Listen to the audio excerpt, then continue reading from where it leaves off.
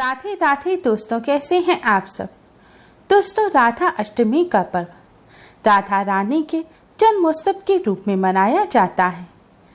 राधा अष्टमी पर विशेष रूप से राधा रानी का पूजन किया जाता है और व्रत भी रखा जाता है।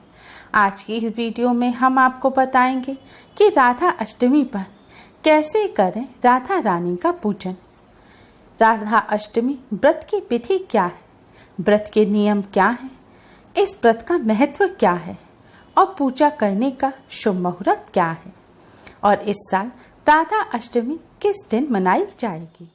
भगवान श्री कृष्ण की प्रिय राधा रानी का जन्मोत्सव भाद्रपद मास के शुक्ल पक्ष की अष्टमी तिथि को मनाया जाता है। इसे राधा अष्टमी का पर्व कहा जाता है। कृष्ण जन्माष्टमी के 15 दिन बाद जन्माष्टमी की तरह ही राधा अष्टमी का त्योहार भी मथुरा, वृंदावन और बरसाने में बड़े जोर शोर के साथ मनाया जाता है। शास्त्रों के अनुसार राधा रानी के पिता का नाम वृषभानु और माता का नाम कीर्ति था। राधा रानी के बिना भगवान श्री कृष्ण की पूजा अधूरी मानी गई है। जो लोग कृष्ण जन्माष्टमी का व्रत रखते हैं उन्हें राधा रानी के जन्मोत्सव पर भी व्रत अवश्य ही रखना चाहिए। कहा जाता है कि राधा अष्टमी के व्रत के बिना कृष्ण जन्माष्टमी के व्रत का पूरा पुण्य प्राप्त नहीं होता। राधा अष्टमी के दिन राधा रानी और भगवान श्री कृष्ण का पूजन किया जाता है। ऐसी मान्यता है इस दिन व्रत और पूजन करने वालों को सभी सुखों की प्राप्ति होती है। राधा रानी को बल्लभा कहा जाता है। शास्त्रों में राधा रानी को लेकर 2 मत हैं।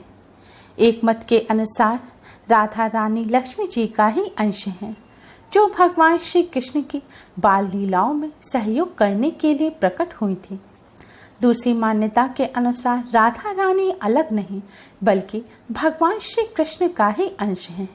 राधा और कृष्ण अलग नहीं बल्कि एक ही हैं। राधा अष्टमी के दिन से ही महालक्ष्मी व्रत की भी शुरुआत होती है। ऐसी धार्मिक मान्यता है कि देवी राधा के जन्मदिन यानी कि भाद्रपद शुक्ल अष्टमी से कृष्ण पक्ष की अष्टमी तक जो साधक देवी राधा की पूजा करते हैं और राधा रानी के मंत्रों का जाप करते हैं उन पर कुबेर और देवी लक्ष्मी की खास कृपा होती है। ऐसे साधक को गरीबी छू भी नहीं पाती। राधा अष्टमी का व्रत भाद्रपद मास की शुक्ल पक्ष की अष्टमी तिथि को रखा जाता है। इस बार यह तिथि 13 सितंबर को दोपहर 3:10 पर शुरू होगी और 14 सितंबर की दोपहर 1:19 पर समाप्त होगी। उदया तिथि की मान्यता के अनुसार यानी कि 14 सितंबर को जब सूर्य उदय होंगे उस समय अष्टमी तिथि होगी, इसलिए राधा अष्टमी का व्रत 14 सितंबर को ही रखा जाएगा। वेदों पुराणों में राधा रानी को कृष्ण बल्लभा कहा गया है। राधा रानी भगवान श्री कृष्ण की शक्ति है। जिस तरह भगवान श्री कृष्ण राधा रानी के बिना अधूरे हैं, उसी प्रकार राधा अष्टमी का व्रत किए बिना जन्माष्टमी व्रत भी अधूरा है। राधा अष्टमी का व्रत करने से कभी भी धन धान्य की कमी नहीं होती। इस दिन भगवान राधा कृष्ण जी मनचाहा वरदान देते हैं और सभी परेशानियों को दूर कर देते हैं। राधा अष्टमी व्रत और पूजन विधि।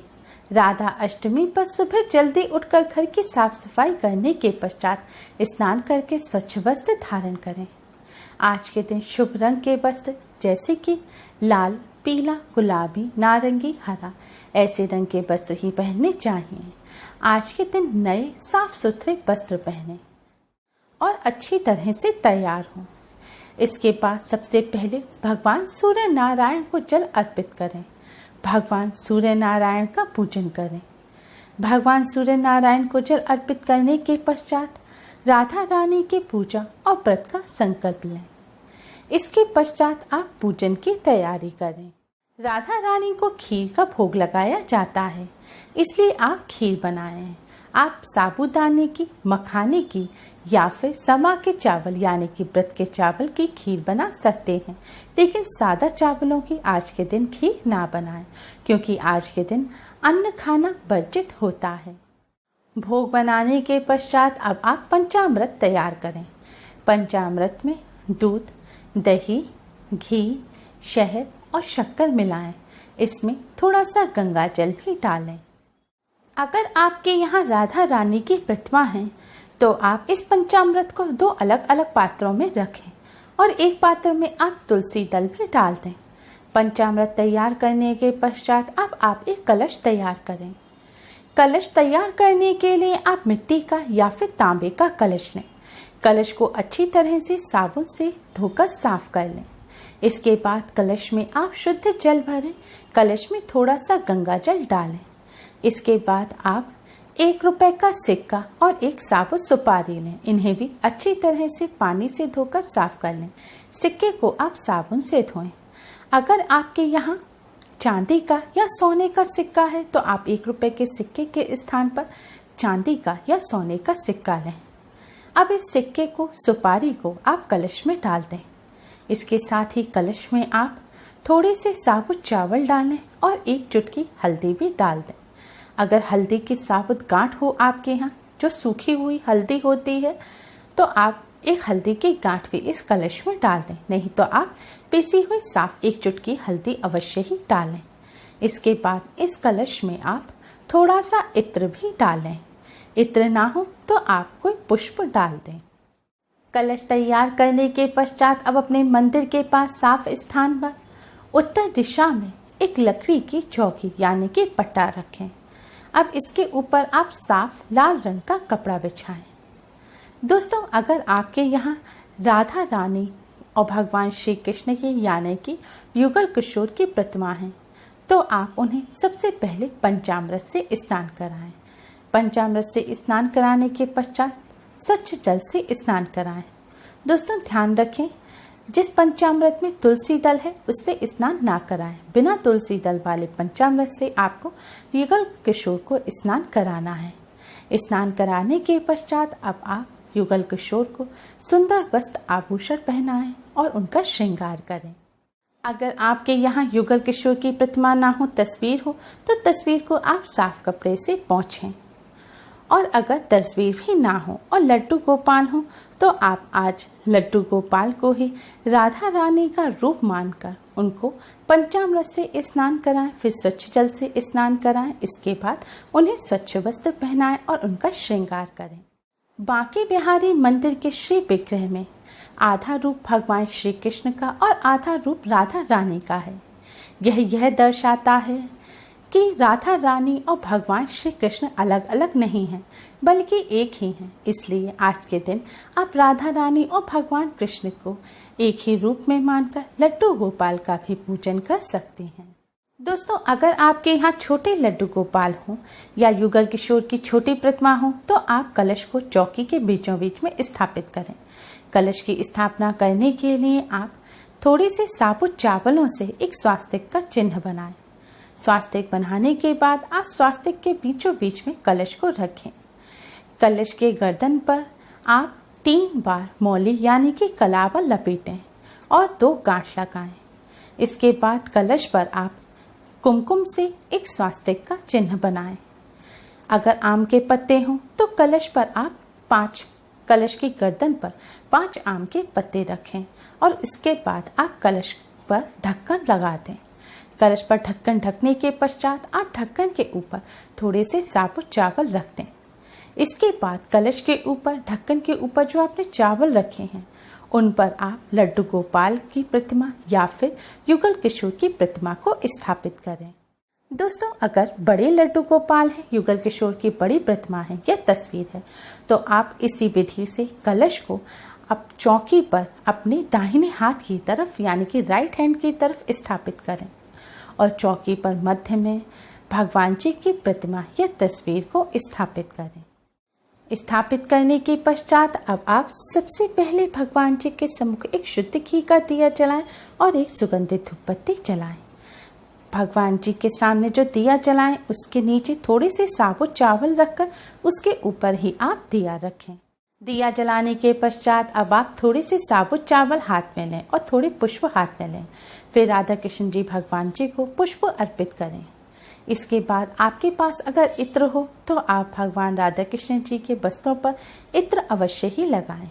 दोस्तों, कहा जाता है कि पूजा के दौरान वातावरण में जितनी सुगंध होती है उतना ही जीवन भी खुशियों से महक उठता है। इसलिए पूजन के दौरान इत्र, पुष्प, सुगंधित धूपबत्ती का अधिक से अधिक इस्तेमाल करें।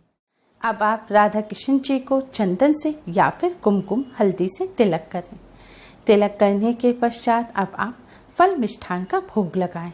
सबसे पहले जिस पंचामृत में तुलसी दल है उस पंचामृत का आप राधा कृष्ण जी भगवान जी को भोग लगाएं और खीर का भी भोग लगाएं। खीर में आप तुलसी दल अवश्य ही डालें। इसके बाद जो भी फल मिष्ठान हो अपनी इच्छा के अनुसार, अपनी श्रद्धा के अनुसार आप भगवान श्री राधा कृष्ण जी को अर्पित करें और फल मिष्ठान का भोग लगाएं।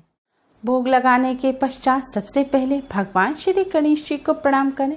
राधा रानी भगवान श्री कृष्ण को प्रणाम करें। इसके बाद राधा चालीसा का पाठ करें। फिर आप राधा रानी के इस मंत्र का 108 बार जाप करें। मंत्र इस प्रकार है: ओम ह्रीं राधिकाय नमः। ओम ह्रीं राधिकाय नमः। इस मंत्र का कम से कम 108 बार जाप अवश्य ही करें। इस मंत्र का जाप करने के पश्चात अब आप राधे राधे राधे राधे इस तरह 108 बार जाप अवश्य ही करें। भगवान श्री कृष्ण को प्रसन्न करने का सबसे आसान उपाय है राधा रानी के नाम का जाप करना, क्योंकि कहते हैं कि राधे राधे जपो चले आएंगे बिहारी, अर्थात राधा रानी के नाम का जाप जो व्यक्ति करता है उसके पास बिहारी दौड़े चले आते हैं। इसलिए राधा कृष्ण भगवान का पूजन अलग अलग करना जरूरी नहीं है। सिर्फ राधा रानी के नाम का जाप कर लेने भर से ही राधा कृष्ण भगवान दोनों का ही पूजन हो जाता है। इसलिए राधा अष्टमी के पावन पर्व पर पूरे दिन यथाशक्ति राधे राधे नाम का जाप अवश्य ही करें। अब आप भगवान श्री राधा कृष्ण की आरती करें।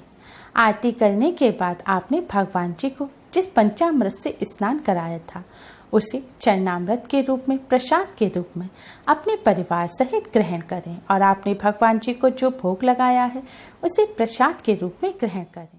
दोस्तों, राधा रानी का पूजन मध्याह्न यानी कि दोपहर के समय करना चाहिए। राधा रानी के पूजन का शुभ समय दोपहर 12 बजे से दोपहर 2 बजे तक होता है। इस दौरान ही आप राधा रानी का पूजन करें। चौकी को आप पूरे दिन इसी तरह रहने दें। संध्या काल के समय फिर से आप भगवान जी के सामने दिया जलाएं और उनकी आरती करें। अगले दिन स्नान करने के पश्चात अब आप भगवान राधा कृष्ण जी को पुनः मंदिर में विराजित करें और जो चौकी पर चावल हैं उन्हें इकट्ठा करके पक्षियों को डाल दें। कलश का जो जल है उस जल का आप अपने पूरे घर में छिड़काव करें। इसके पश्चात बचे हुए जल को आप साफ स्थान पर लगे हुए किसी पौधे की जड़ में डाल दें।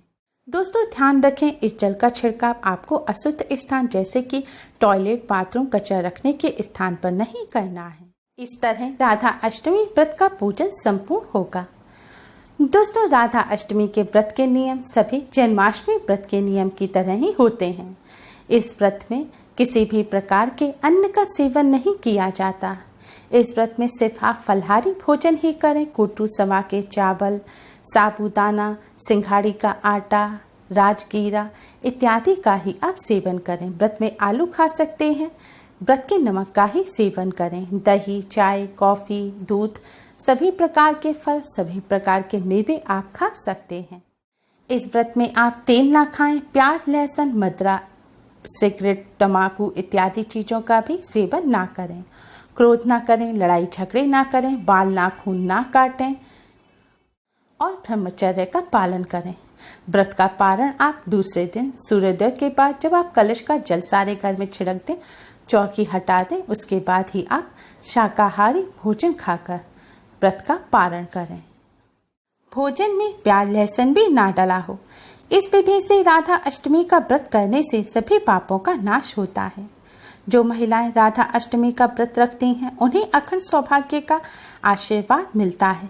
साथ ही घर परिवार में सुख, समृद्धि और शांति रहती है और निसंतानों को संतान सुख की प्राप्ति होती है। इस दिन व्रत करने से घर में माँ लक्ष्मी का वास होता है। सभी मनोकामनाएं पूर्ण होती हैं। जीवन सुखमय हो जाता है। उम्मीद है आपको हमारी ये वीडियो पसंद आई होगी। प्लीज़ लाइक करें। हमारी इस वीडियो को अपने फ्रेंड्स और रिश्तेदारों में ज़्यादा से ज़्यादा शेयर करें जिससे वह भी इसका लाभ उठा सकें। हमारी और भी वीडियोस के लिए हमारे चैनल को सब्सक्राइब करना ना भूलें। Thanks for watching. Radhe Radhe.